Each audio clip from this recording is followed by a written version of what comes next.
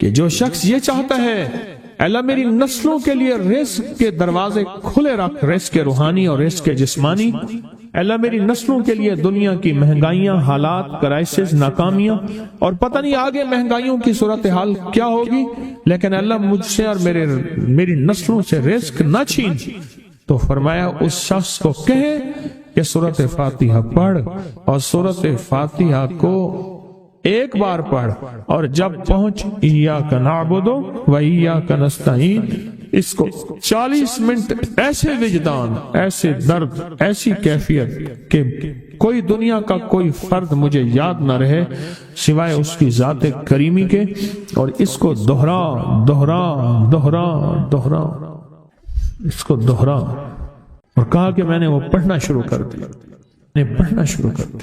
شیخ حامد کوفی کہتے ہیں کہ کوفہ میں ہمارے ہاں ایک رئیس تھا، اور لوگ اس کے در سے کھاتے تھے، اور لوگ اس کے در سے بہت لیتے تھے، اور بہت سخاوت چلتی تھی، اور سنا تھا کہ اس کے والد بھی ایسے رئیس تھے، اور سنا تھا اس کے دادا بھی ایسے رئیس تھے، اور یہ بات سنی تھی کہ اس کے دادا نے کوئی عمل کیا تھا، اور ایسا نہیں، دادا کے بڑوں نے کوئی ایسا عمل کیا تھا جس میں اللہ سے نسلوں کے لیے رزق اور رزق کے خزانے منوائے تھے۔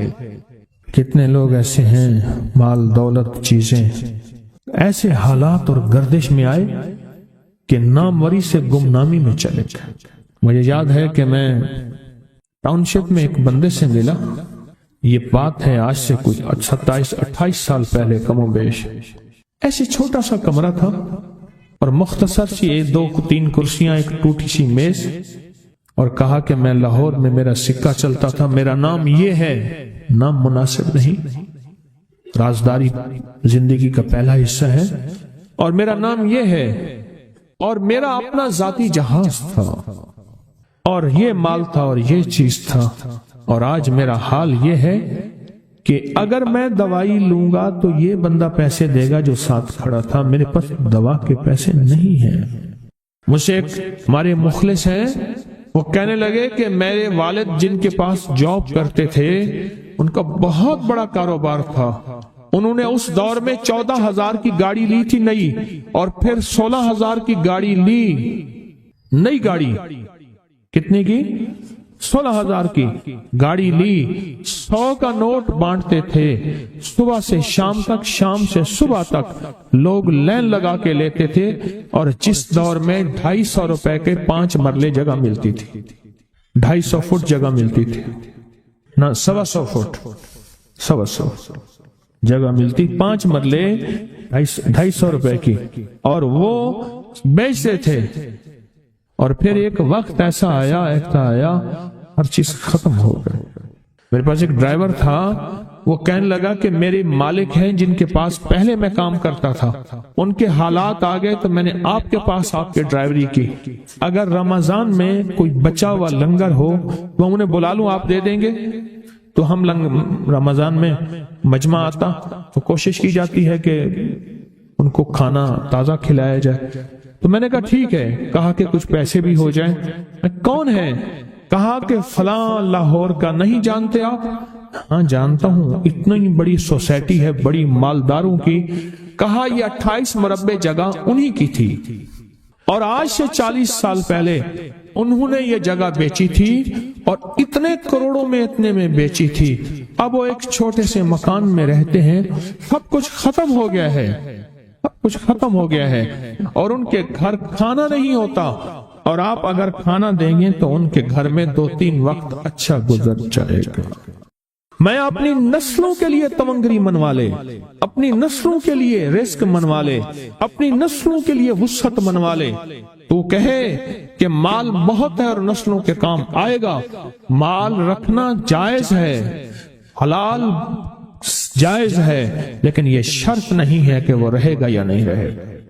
یہ میری ساتھ چوک ہے، یہاں کرتبہ چوک، یہاں 2 پلازے مجھے ایک بندے نے بتائے، اب اس کے نہیں ہیں، کہا یہ اور یہ اس بندے کا ہے، فلاں نام کے بندے کا، اور اس کا آج کچھ نہیں رہا۔ اب وہ جس کسائی سے گلبرگ میں ہے یہاں لاہور میں، جس سے بہت من و گوشت آتا تھا اور بڑے بڑے رئیس دعوتیں پکتی تھی، چپ کر کے جاتا ہے اور وہ کچھ پیسے اس کی مٹھی میں ڈال دیتا ہے اور وہ اس سے زندگی کا گزر بسر ہوتا ہے۔ میں یہاں لاہور میں فیروز پور روڈ پہ ایک جگہ گیا تو انہوں نے وہ جگہ پہ کھڑے ہو کے دکھایا، وہ سامنے جو بنگلہ ہے، میں نے کہا وہ تو محل ہے، کہہ رہے یہ اس بندے کا ہے، اب ایک کمرہ اس کو ہم نے دیا ہوا ہے اور وہ بنگلہ، وہ محل، وہاں وہ کھڑکی اس طرف کی بند رکھتا ہے کہ میری نظر اس پہ نہ پڑے، وہ سب کچھ اس سے چھن گیا ہے۔ سنیں، یاد رکھیں، جو اللہ کے خزانوں سے ملتا ہے وہ تیری جیب سے جا نہیں سکتا، وہ دنیا کی جیبوں اور مالوں سے جو ملتا ہے وہ تیری جیب میں رہ نہیں سکتا۔ یہ جو عمل ہے نا، نسلوں کے لیے رزق منوانا، برکت منوانا، نسلوں کے لیے رزق منوانا، نسلوں کے لیے برکت منوانا، یہ جو عمل ہے، بس اب میں نے آپ کو عرض کیا نا کہ آپ پوچھیں کتنا دن کریں گے، میں نے کہا دل خود بولے گا، من خود بولے گا، اندر خود بولے گا۔ میں نے آپ کو کچھ واقعات سنائے ہیں، بڑی بڑی ہستیوں کے واقعات، بڑی بڑی ہستیوں کے واقعات۔ یہ اس میں سعودی عرب مکہ مکرمہ میں ایک جگہ ہے، اس کا نام خالدیہ ہے سوسائٹی۔ میں وہاں ایک عرب سے ملا، شیخ ابو ترکی اسے کہتے تھے، تو اردو عربی تو مجھے آتی نہیں، بس تھوڑی بہت ایسے شدھ بدھ ہے، تو وہ تھوڑی ہی دیر میں کہتے تھے، ایسے اٹھتے تھے نا، کہتے تھے اللہم ایاک نعبد و ایاک نستعین۔ میری ان سے چند ملاقاتیں ہیں، بوڑھے تھے، بابے تھے، کہ ان کے بڑے آئے تھے، اصل میں خلافت عثمانیہ تھی تو ان کے بڑے ترکیہ سے آئے تھے، تو پھر مکے میں رہتے تو وہیں کے ہو گئے۔ ان کا جو خادم تھا وہ اردو بولنے والا تھا اور انڈیا کا تھا، اس سے میرا تعلق تھا۔ تو میں نے اس سے پوچھا، میں نے کہا تیرا جو ہے یہ بابا یہ کیوں پڑھتا ہے؟ یہ پتہ نہیں، میں سے پوچھ کیوں پڑھتا ہے؟ اس نے کہا جلالی بابا ہے تو کہے گا مجھ سے۔ میں نے کہا میرا کہے؟ اچھا، وہ میرے اشارے دیکھ رہا تھا، تو اس نے عربی سے پوچھا کیا کہتا ہے؟ اس نے ڈرتے ڈرتے کہا کہ جی آپ یہ کیوں پڑھتے ہیں؟ تو بڑا خوش ہو گیا، کہنے لگا پہلا بندہ ہے جس نے مجھ سے پوچھا، آج تو کسی نے پوچھا نہیں، پہلا بندہ ہے جس نے مجھے یہ پوچھا ہے۔ کہا جب ہم چھوٹے تھے ہمارے پاس بہت غربت تھی اور تنگ دستی تھی، تو میرے والد ہمیں بٹھا لیتے تھے اور ہم سورۃ فاتحہ پڑھتے تھے، اور جب پہنچتے تھے نا ایاک نعبد و ایاک نستعین پر، تو پھر اس کو میرے والد کہتے تھے دہراؤ، بہت زیادہ پڑھو، بہت زیادہ پڑھو، بہت زیادہ پڑھو، بہت زیادہ پڑھو۔ کام پڑھتے تھے، بہت زیادہ پڑھتے تھے، بہت زیادہ پڑھتے تھے، اور کہا میرے والد پھر دعا کرتاتے تھے اور ہم آمین کہتے تھے، اور میرے والد کہتے تھے چلو مبارک ہو، ہمیں جو ہے اللہ پاک وہ فلاں چیزیں، وہ حلاوے، وہ چیزیں کھلائیں گے۔ کہہ رہے ابے کو دیکھتے تھے، ابا جی ہمارے پاس تو پیٹ بھر کے روٹی نہیں ہے، آپ کہتے ہیں اللہ وہ کھلائے گا، وہ کھلائے گا، اور ابا ایسے خوش ہو جاتا تھا۔ کیوں؟ ابے کو یقین تھا کہ سورۃ فاتحہ اس کریم نے قبول کر لی اور میرا کام ہو گیا۔ وَمَن يَتَوَكَّلْ عَلَى اللَّهِ۔ ہاں میرے بندے، میری ذات پہ بھروسہ کر کے دیکھ، میرے قریب آ کے دیکھ، مجھ سے دوستی لگا کے دیکھ تو صحیح، پھر میں کر کے دکھاؤں گا۔ ایک درویش تھے، لوگوں کو اللہ اللہ سکھاتے تھے، ایک جنگل میں جا رہے تھے سفر میں کہیں، تو ایک جگہ جو ہے رات پڑ گئی، ایک درخت کے نیچے قیام کیا۔ جب قیام کیا تو رات کو آنکھ کھلی تو سنا کہ دو بندے آپس میں باتیں کر رہے ہیں، آنکھیں بند ہیں، کان کھلے ہیں، یعنی نیند کھلی ہوئی ہے۔ جاگتے میں آواز آئی، ایک بندہ کہنے لگا اس کو ہم چھیڑیں، تنگ کریں، یعنی کسی بیماری میں، کسی دکھ میں، کسی تکلیف میں، کسی مشکل میں، کسی پریشانی میں، کسی ناکامی میں، کسی الجھن میں اس کو مبتلا کریں، اس کو مبتلا کریں۔ دوسرا کہنے لگا چھوڑ، تجھے اس نے کیا کہا ہے، تو اس کو کیوں تنگ کرتا ہے؟ نہ میں اس کو تنگ کروں گا، ایسے کام جاتے جاتے کسی کو انگلی لگا دی، کسی کے آگے پاؤں کر دیا، پاؤں کے بل گر گیا۔ کوئی کیا کر رہا ہے؟ بعض لوگوں کا مزاج ہوتا ہے یہ لوگوں کے مزاج میں کمی ہے، شیاطین کا مزاج ہی یہی ہے، اس لیے جو اس مزاج کا بندہ اس کو شیطان کہتے ہیں۔ عمومی معاشرے میں نا وہ نہیں، بڑا شیطان آدمی، اس کا کام لوگوں کو تکلیف دینا ہے، تو اس نے کہا اس کو تکلیف نہ دے۔ اچھا یہ اب سن رہا ہے، یہ سن رہا ہے، اس نے کیا کیا، دل ہی دل میں شاہد اللہ انہ لا الہ الا، یہ قرآن پاک کی 2 آیتیں بغیر حساب تک انمول خزانے میں، قرآن پاک کی آیت ہے، یہ اس نے دل ہی دل میں پڑھ لی، بس ایک دفعہ پڑھ لی دل ہی دل میں۔ جب دل ہی دل میں اس نے پڑھ لی، دل ہی دل میں، جب دل ہی دل میں اس نے پڑھ لی، اب دوسرا کہتا ہے جو نیک تھا، شریف تھا، ایک شریر تھا، انہوں نے کہا اب بتا، تیری اور میری ذمہ داری ڈیوٹی لگ گئی ہے، صبح تک کسی حفاظت کرے، تجھے کہا تھا نہ چھیڑے اس کو، اب تیری میری ذمہ داری لگ گئی ہے کہ صبح تک اس کی حفاظت کرے۔ اس نے کیا کیا، بے بس تھا، 2 جنات ہیں، ایک شریف ہے ایک شریر ہے، اور مجھے تکلیف دینا چاہتے ہیں، کیا کریں؟ اس نے فوراً اس ہستی کو پکارا جس نے کہا تھا اماں، اس نے فوراً اس ہستی کو پکارا جس کے ہاتھ میں کائنات کے سارے راز، طاقتیں، قوتیں ہیں۔ اس ہستی نے کیا کیا، اب ان کی ڈیوٹی لگا دے، اب ان کی ذمہ داری لگا دے، یہ صبح تک اس کی حفاظت کریں جب تک وہ نہ جاگے۔ پہلے دن سے ہمارے ساتھ دشمنی کا فیصلہ ہے، پہلے دن سے ہمارے ساتھ دشمنی کا فیصلہ ہے، پہلے دن سے، اور وہ فیصلہ ہو کے رہا ہے، اور اس کی وجہ سے ہم تکلیفوں، پریشانیوں، نقصانوں اور مسائل میں چلے آ رہے ہیں۔ اب اس کا تحفظ کیا ہے، اس کی حفاظت کیا ہے، کیا کریں؟ ایک خود لڑیں، ہواؤں سے لڑنا۔ ہمارے یہاں ایک مائی تھی، اس کا بیٹا تھا، کہنے لگا میرا پتر ہر وقت ہوائی نہ لڑ دے، ہر بندے سے لڑتا ہے، ہواؤں سے بھی لڑتا ہے سارا دن، ہوا سے کون لڑے گا؟ اب خود کہتے ہیں ہوائی چیزیں، جنات کا نام ہم نے ہوائی چیزیں بھی رکھا ہوا ہے کہ ایسی چیزیں جو ہوا کے جھونکے کی طرح نظر نہیں آتی۔ ہمارے معاشرے میں جنات کو ہوائی چیزیں بھی، اوپر کی چیزیں بھی کہا جاتا ہے، ہوائی چیزیں بھی کہا جاتا ہے۔ ہوا سے کون لڑ سکتا ہے؟ بے بس ہیں ہم بے بس ہیں، ہم نہیں لڑ سکتے۔ ایسی طاقت کو لے آئیں، ایسی طاقت کو لے آئیں جو لڑ سکتی ہے، اور وہ اللہ ہے، اور اس کی طاقت ہے، اور اس کی قوت ہے، اور اس کا 100% جمال ہے، جلال ہے، عزت ہے، عظمت ہے، وقار ہے، شان و شوکت ہے، وہ طاقت ہے جو لڑ سکتی ہے، کوئی نہیں لڑ سکتا۔ یاد رکھنا، جنات شیاطین سے کوئی نہیں لڑ سکتا۔ میری بھی زندگی گزری ہے روحانیت کی دنیا میں طالب علم کی حیثیت سے، کوئی جن تابع وغیرہ نہیں ہے، لیکن ان سے لڑ کوئی نہیں سکتا۔ ان سے اگر اللہ کی مدد ساتھ نہیں ہے اور اللہ کے نام کی طاقت اور ڈھال ساتھ نہیں ہے، ان سے کوئی نہیں لڑ سکتا، اور نہ لڑنے کی کوشش کرنا۔ اللہ کی مدد، یہ آیت الکرسی کیا ہے؟ یہ ساری اللہ کی مدد ہے، اللہ کی منت اور خوشامد ہے۔ ترجمہ اٹھا کے دے، یہ آیت الکرسی ساری میری اللہ کی منت اور خوشامد ہے۔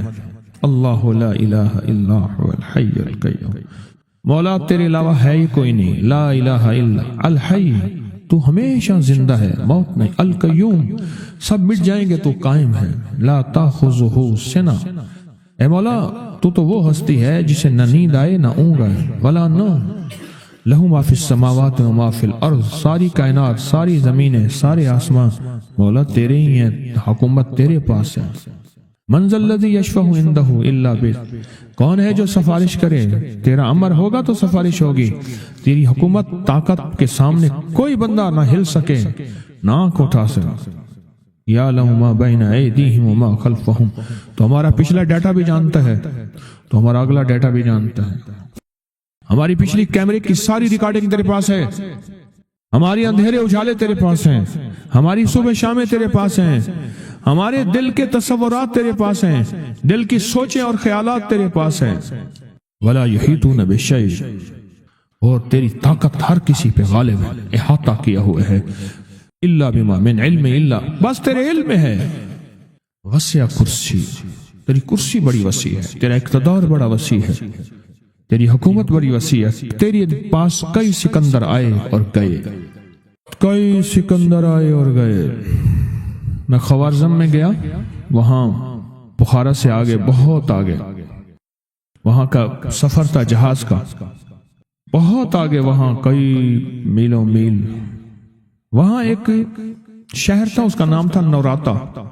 شیخ ابو الحسن نوری رحمت اللہ علیہ، ہمارے بڑوں کی کتابوں میں ان کے تذکرے آتے ہیں، ان کا وہاں مزار تھا، اور لوگ ان کے ہاں آ کے 9 راتیں گزارتے تھے اور وہ اللہ اللہ سکھاتے تھے۔ یہ بڑوں کے ہوتے تھے، جیسے سال کے بعد، یہ بھی آج راز بتا دوں، سال کے بعد بزرگ ہر کونے، ہر کریے، ہر گوشے میں نکل جاتے تھے، لوگوں کو اللہ اللہ سکھاتے تھے۔ ایک جگہ مخصوص ہوتی تھی، مرشد کا آستانہ، سال کے بعد وہیں جمع ہوتے تھے اور ایک دوسرے سے ملتے تھے، میل جول ہوتا تھا۔ اس میل جول کا نام ہے میلہ، ملنا، میل جول۔ اب وہ میلہ بنتے بنتے کہاں نکل گئی، میلے کا نام آتے ہی فوراً سرکس آتی ہے۔ حالانکہ میلہ کیا تھا؟ ملتے تھے، فلاں علاقے کے حالات کیا ہیں، فلاں گاؤں کے، فلاں قریے کے، فلاں شہر کے کیا حالات ہیں، وہاں لوگوں کی دینی حالت، ایمانی حالت کیا ہے، وہاں کیا باطل کفر ہے، وہاں کیا نظام ہے، کیا ایک دوسرے سے ملتے حالات بتاتے تھے، پھر چند دن ساتھ رہتے تھے، ایک دوسرے سے حالات لے کے پھر لوگوں کو اللہ اللہ سکھانے نکل جاتے تھے، پھر سال کے بعد اکٹھے ہوتے تھے۔ اس کا نام تھا میلہ، اس کا نام تھا میلہ۔ اور اس کا نام کیا تھا؟ پہلے کیا بتایا میں نے؟ نوراتاں۔ نوراتے کسی درویش کے پاس آتے تھے، اللہ کا نام بھی سکھاتے تھے، دم بھی کرتے تھے، دعا بھی کرتے تھے، اس کو اللہ اللہ بھی کراتے تھے، بھلا چنگا، صحت مند، تندرست، مسائل کو حل پا کے چلا جاتا تھا۔ یہ تھا نوراتا۔ شیخ ابو الحسن نوری رحمت اللہ علیہ یہ 9 راتوں میں لوگ آتے تھے۔ میں کہنا یہ چاہ رہا تھا، ان کے مزار کے اوپر ایک بہت بڑا قلعہ تھا، انگریز اس کے اوپر سارے چڑھ رہے تھے، اونچا قلعہ تھا۔ میں نے اگلا سفر کرنا تھا، میں قلعے پہ نہ گیا۔ میں نے کہا کس کا ہے؟ اس نے کہا سکندر اعظم کا قلعہ ہے، آج سے کئی ہزار سال پہلے اس نے یہ قلعے بنائے تھے، یہ اس کی کرسیاں تھیں، ایک میرے رب کی کرسی ہے، وسیع کرسی، وسیع کرسی۔ سکندر کے قلعے ہیں، سکندر کہاں کہاں آیا، نہ گورے سکندر نہ رہی قبر دارا، نہ گورے سکندر نہ رہی قبر دارا، مٹے نامیوں کے نشاں کیسے کیسے، زمین کھا گئی آسماں کیسے کیسے، نہ گل ہیں نہ گنچے نہ بوٹے نہ پتے، ہوئے باغ نظرے خزاں کیسے کیسے، ہر ایک دل پہ ہے داغ ناکامیوں کے، نشاں دے گیا بے نشاں کیسے کیسے۔ اس کی کرسی ہے، کہتے ہیں میں نے آیت الکرسی پڑھی ہے، آیت الکرسی پڑھی تھی، میں دیکھو میری کیا مدد ہوئی، آیت الکرسی پڑھی تھی، دیکھو میری کیا حفاظت ہوئی۔ بس آیت الکرسی پڑھنی تھی، وہ چیز یوں چلی گئی۔ آپ اپنا واقعہ سناتے ہیں، وہ آیت الکرسی بنیادی طور پہ میرے رب کی ساری منت اور خوشامد ہے۔ وَهُوَ الْعَلِيُّ الْعَظِيمُ، مولا تیرا علو العظم، عظمتیں اور تیری کبریائیاں میں بیان نہیں کر سکتا۔ یہاں بندہ آ کے نا ایسے حاجز آ کے ہاتھ باندھ جاتا ہے کہ بس میری بس ہو گئی ہے، میں تیری عظمتوں کو بیان نہیں کر سکتا۔ جب ہم بے بس ہو جائیں پھر ایسی طاقتور چیز کو پکاریں جس کے پاس اقتدار بھی ہو، اختیار بھی ہو، طاقتیں قوتیں بھی ہوں اور زوال نہ ہو، سرمدی جاویدانی ہو، ایسی طاقت جس کو زوال نہ ہو، اس کو پکارے۔ میں کراچی میں جاتا ہوں کبھی کبھار، وہاں ایک صاحب ہیں، محبت سے بلاتے ہیں، بہت زیادہ بلانے والے ہیں، ان کے ہاں چلا جاتا ہوں۔ میں نے دیکھا تو ان کا بھائی جو ہے ایسے چل رہا تھا تو ہاتھ میں تسبیح تھی، بات تھوڑی کرتا تھا، تسبیح زیادہ پڑھتا تھا۔ اس کا دبئی میں بہت بڑا کاروبار، جسے کہنا چاہیے بہت بڑا کاروبار دبئی میں۔ کہنے لگا گاڑی میں جا رہا تھا، کچھ لوگ آئے، گاڑی کا دروازہ کھولا، بیٹھے، مجھے لے گئے، پھر میرے گھر والوں کو مہینوں پتہ نہ چلا، اور اس کے بعد بڑی اذیتوں کے بعد میں چھوٹا۔ اب وہاں بیٹھ کے پھر اللہ ہی تھا تنہائی میں، اور تو کوئی تھا ہی نہیں۔ کہا کہ وہ اللہ سے ذکر کرنے اور باتیں کرنے کی ایسی کوئی مجھے عادت سی پڑ گئی ہے، اب لوگ مجھے کہتے ہیں کہ آپ جیل کی اذیتوں کی وجہ سے خاموش ہو گئے ہیں۔ میں لوگوں کو لاکھ کہتا ہوں، نہیں، وہ مانتے نہیں۔ جیسے نا بندہ کوئی غم کی وجہ سے بعض اوقات اپنا چپ ہو جاتا ہے، وہ کیوں کہتے ہیں؟ اسے چپ لگ گئی ہے، خاموش ہو گیا ہے۔ تاکہ میں لوگوں کو کہتا ہوں نہیں، میں جیل کی وجہ سے خاموش نہیں ہوں، اس قید نے، اس جیل نے میرے اوپر جو آزمائش بھیجی ہے، اس قید نے اور جیل نے میرے اوپر جو آزمائش بھیجی ہے، اور میں پھر وہاں ذکر کا عادی بنا، دعاؤں کا عادی بنا، تسبیح کا عادی بنا، اعمال کا عادی بنا، اور وہ عادت سی پڑ گئی ہے، اور وہ عادت سی ایسی پڑی ہے کہ بس سارا دن اب اسی میں لگا رہتا ہوں، سارا دن اب اسی ذکر میں اور اسی یاد میں لگا رہتا ہوں۔ کہیں ایسا نہ ہو ہم بھی اگر ذکر سے غافل ہوئے، تسبیح سے غافل ہوئے، خدا نہ خاصہ ایسی آزمائش آ جائے اور پھر ہم ذکر اور تسبیح اور اعمال کے عادی بن جائیں، اللہ سے عافیت مانگیں۔ اور اگر ہماری زبانوں پہ تسبیح ذکر آ گیا ہے عافیت کے دنوں میں، تو سمجھ لیں یہ اس کی عطا ہے، یہ اس کی نعمت ہے، یہ اس کی کریمی ہے، یہ اس کا فضل ہے، اس نے بہت بڑی آزمائش سے پہلے ہمارے اوپر اتنا کرم کر دیا، اس کا بہت بڑا کرم ہے۔ اس لیے اللہ جل شانہ کے حبیب کملی والے نے آزمائشوں سے پناہ مانگی ہے، اللہم انی اعوذ بک من جہد البلاء، آزمائش، کوئی بلا آ جائے، ودرک شقاء، شقاوت میں میرا نام آئے، بدبختی میں، یہ بھی آزمائش ہے، وسوء القضاء، میرے لیے ایسے فیصلے ہونا شروع ہو جائیں جو مجھے برباد کر دیں، ایک کے بعد دوسرا میرے حق میں فیصلہ، میرے خلاف فیصلے سارے، وشماتت الاعداء، اور ایسا وقت میرے آزمائش نہ آئے کہ دشمن تالیاں بجائے، دشمن ہنسے اور میرا مذاق اڑائے۔ اس لیے میرے آقا نے، میرے حضور نے آزمائشوں سے پناہ مانگی ہے، عافیت مانگی ہے۔ اللہم انی اعوذ بک من زوال نعمتک، اللہ نعمت دی پھر اس کا زوال آ گیا، وتحول عافیت، عافیت دی وہ تو نے چھین لی، اللہم انی اعوذ بک من زوال نعمتک وتحول عافیتک وفجاءت نقمتک وجمیع سخطک، اے اللہ کو میرے اوپر ایسے حملے ہوں اور سختیاں میرے اوپر شروع ہوں، مولا میں اس سے پناہ مانگتا ہوں۔ میں مانگتا کیا ہوں؟ ربنا آتنا فی الدنیا حسنہ، اس سے دنیا کا بہترین پیکج مانگتا ہوں، وفی الآخرۃ حسنہ، تو اس سے آخرت کا بہترین پیکج، شاندار، لاجواب، بہترین۔ ہاں، آزمائشیں، مصیبتیں، تکلیفیں، حوادث، حادثات، ناکامیاں، بیماریاں، پریشانیاں میں نہیں مانگتا مولا۔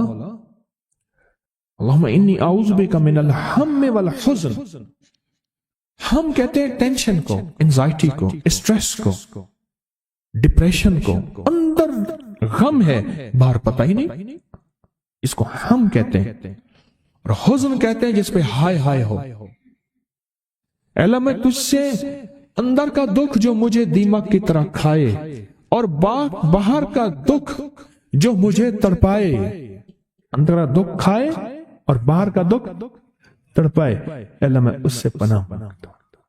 ہم والحزن، عجز والکسل، ایسا کہ میں عاجز ہو جاؤں یا میرے پر سستی غالب ہو جائے۔ کتنے لوگ ایسے ہیں ان کے اوپر سستی غالب ہے، بہت بڑی مصیبت ہے زندگی کی۔ میرے آقا کملی والے نے اس سے پناہ مانگی، اللہ کے حبیب میرے آقا نے آزمائشوں سے پناہ مانگی، اللہم انی اعوذ بک من الفقر والکفر، اے میرا مولا مجھے کفر سے اور فقر سے بچا۔ فقر ایسا، غربت ایسی آئے کہ میرے ذہن میں ہر وقت لوگوں کی جیب پہ نظر، ہر وقت لوگوں کی جیبوں پہ نظر ہو۔ یہ دو وقت میں ہوتا ہے، ذہن نشین رکھیے گا۔ اس فقیر کا تجربہ ہے، ایک جب طمع بڑھ جاتا ہے، لالچ بڑھ جاتی ہے، اس وقت لوگوں کی جیبوں پہ نظر ہوتی ہے۔ جب فقر بڑھ جاتا ہے، غربت اور تنگ دستی اور فقیری بڑھ جاتی ہے، پھر لوگوں کی جیبوں پہ نظر اس کی ہوتی ہے اور اللہ کے خزانوں پہ نظر نہیں ہوتی یا کم ہوتی۔ اے میرا مولا مجھے فقر سے بچا اور کفر سے بچا، کہ ایسا وقت نہ آئے میں اپنا دین بیچ بیٹھوں، اپنا ایمان بیچ بیٹھوں۔ ہمارے ایک مخلص تھے عبد الوحید سلیمانی صاحب رحمۃ اللہ علیہ، کہنے لگے انارکلی میں میرا ایک دوست تھا، تو میں اس دوست کے ساتھ زندگی گزری، پنجاب یونیورسٹی میں اکٹھے پڑھتے تھے، تو پھر پتہ چلا کہ وہ بہت مالدار ہو گیا، اسلام آباد کے ایک بہت بڑے سیکٹر میں گیا تو اس کا گھر دیکھا، گاڑیاں، بڑا گھر، اور یہاں اس کے پاس ایک پرانی سی پتلون ہوتی تھی اور غربت ہوتی تھی، اور انارکلی کے کسی اوپر چبارے کے کسی کمرہ لیا ہوا تھا۔ تو میں نے اس کا نام لے کے پوچھا یہ کیا؟ اس نے ایسے سینے پہ ہاتھ رکھ کے کہا بس یہی بیچا ہے، اب باقی سب ٹھیک ہے، سینے پہ ایمان بیچا ہے، سب کچھ مل گیا۔ اللہ میرے پر وہ وقت نہ لا جب میرے اوپر فقر غالب آ جائے یا کفر آ جائے۔ میری آقا کملی والے نے آزمائشوں سے پناہ مانگی، اور آپ حضرات کتنے خوش قسمت ہیں، اس کی شان کریمی اللہ نے آزمائشوں سے بچائے، اور انشاءاللہ ان نام کی برکتوں سے، ان دعاؤں کی برکتوں سے، ان تسبیحوں کی برکتوں سے، اس اللہ کے نام لینے کی برکت سے انشاءاللہ اللہ اور آزمائشوں سے بچائے گا۔ اللہ نے بغیر آزمائشوں کے ہمیں اپنا نام دے دیا، اپنے نام کی تسبیح دے دی، اپنا ذکر دے دیا، اپنی یادیں دے دی۔ کسی جگہ منہ سے اللہ نکل جاتا ہے، کہیں رحمان نکل جاتا ہے، کہیں بسم اللہ نکل جاتا ہے۔ ابو عبداللہ مغربی فرماتے ہیں میں نے رسول اللہ صلی اللہ علیہ وسلم کو خواب میں دیکھا، عرض کیا مجھے اللہ سے ایک حاجت ہے، کس وسیلے سے دعا مانگوں؟ عرض کیا مجھے اللہ سے ایک حاجت ہے، کس وسیلے سے دعا مانگوں؟ کوئی عمل بتا دیں، کوئی وسیلہ بتا دیں آقا۔ میں نے حضور سے خواب میں سوال کیا، آپ نے ارشاد فرمایا جس کو بھی اللہ سے کوئی حاجت ہو اسے چاہیے وہ سجدے کرے، یعنی 2 رکعت ادا کرے، اور سجدے کی ہر رکعت میں 40 مرتبہ آیت کریمہ پڑھے، جو میں عمل میں بتایا کرتا ہوں، لا الہ الا انت سبحانک انی کنت من الظالمین۔ جب بھی کوئی مشکل ہو، الجھن ہو، پریشانی ہو، کوئی تکلیف ہو، کوئی مسئلہ ہو، تو میرے حضور نے فرمایا کہ تو ایسا کر، تو ایسا کر، تو کیا کر، تو نفل پڑھ، ہر رکعت میں سبحان ربی الاعلیٰ کے بعد 40 مرتبہ آیت کریمہ پڑھ، اور پڑھ ایسے ڈوب ڈوب کے، مانگ مانگ کے، گڑ گڑا کے، بھیکاری محتاج سائل اور منگتا بن کے پڑھ۔ اور حدیث میں آیا کہ کوئی مصیبت زدہ اس کو نہیں پڑھتا جس کی مصیبت دور نہیں ہوتی۔ آیت کریمہ کو فرمایا کوئی مصیبت زدہ اگر پڑھ لے اس کی مصیبت دور ہوتی ہے۔ اور ایک اور حدیث میں ہے کہ کبھی ایسا نہیں ہوا کہ کسی مسلمان آدمی نے کسی چیز کے لیے اسے پڑھا ہو اور اس کی دعا قبول نہ ہوئی ہو، اور اس کو ترمذی اور نسائی نے روایت کیا ہے۔